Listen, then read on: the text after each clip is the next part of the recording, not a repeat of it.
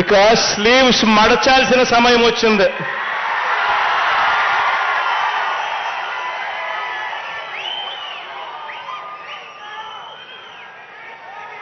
అబద్ధాల యోధుల్ని మట్టి కల్పించాల్సిన సమయం వచ్చింది. మీ మీదకు పదును పెట్టి మంచి చేస్తున్న ప్రభుత్వానికి అండగా నిలబడాల్సిన సమయం వచ్చింది.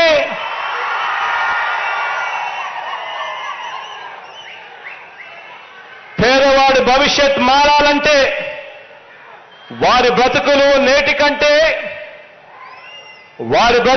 నేటి కంటే ఇంకా మెరుగు కావాలి అనంటే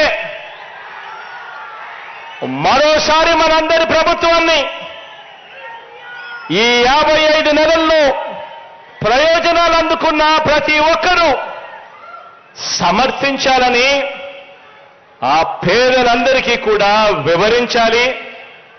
ఆ ప్రతి ఇంట్లో నుంచి స్టార్ క్యాంపెయినర్లుగా అక్క చెల్లెమ్మలను, ఆ అన్నదమ్మలను, ఆ అవ్వాతాతలను, ఆ రైతులను తీసుకొని రావాలి. పెత్తందారుల మీద పేదల పక్షాన మనందరి ప్రభుత్వం చేస్తున్న యుద్ధంలో ఏ ఒక్క ఓటైనా కూడా బాబుకు ఓటు వేయడము అంటే దాని అర్థం తమకు అందుతా ఉన్న పథకాల రద్దుకు తామే ఆమోదం తెలిపినట్టు అవుతుంది అని చెప్పి ప్రతి ఇంటికి వెళ్ళి చెప్పాలి. మరి నిన్న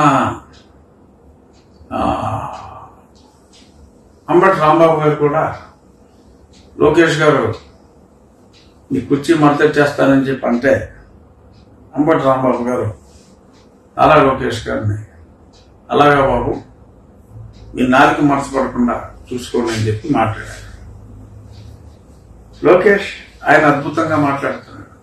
ప్రవాహం కాగితం చూసుకోకుండా జగన్మోహన్ రెడ్డి గారు లాగా ఒక గంగా ప్రవాహం లాగా ఆయన స్పీచ్ వెళ్ళిపోతుంది. మడత పడేది జగన్మోహన్ రెడ్డి గారికి. చాలా చాలా పదాలు, సింపుల్ పదాలు కూడా మరి ఆయనకి నోరు తిరగట్లా. అందుకని చెప్పి అంబటి వారు మా నాయకుడిని, అంటే నా ప్రస్తుత నాయకుడిని, ఆయనకి నోరు తిరగని విధానాన్ని, మాటలు సరిగ్గా పలకలేని వైనాన్ని, ఇండైరెక్ట్ గా మనసులో ఆయన మీద ఉన్న కోపాన్ని లోకేష్ గారిని అడ్డం పెట్టుకుని పెద్దిరెడ్డి గారి మోడల్లో ఇలాగ ఏదన్నా అంటున్నారా? సో నేనేదో ఉన్నదన్నట్టు 4 మంచి మాటలు మారండి జగన్మోహన్ రెడ్డి గారు అని చెప్తే ఏజీ గారు ఏమో నేను తిడుతున్నాను అంటాడు ఆయన.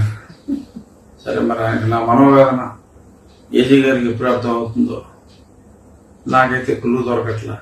అయ్యా శ్రీరామ్ గారు, నేను విధులుని మళ్ళీ చెప్తున్నా, ఆయన విభీషణ, ఆయన విధురా, ఆయనకు అర్థం కాదని ఇంగ్లీష్లో చెప్తున్నా. So kindly believe me.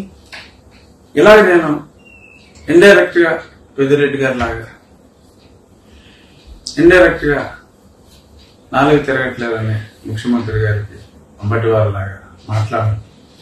నాదేదో కొంచెం డైరెక్ట్ గా ఉంటుంది, మంచి మాటలు. నిజం ఎప్పుడూ నిష్ఠూరంగానే ఉంటుంది.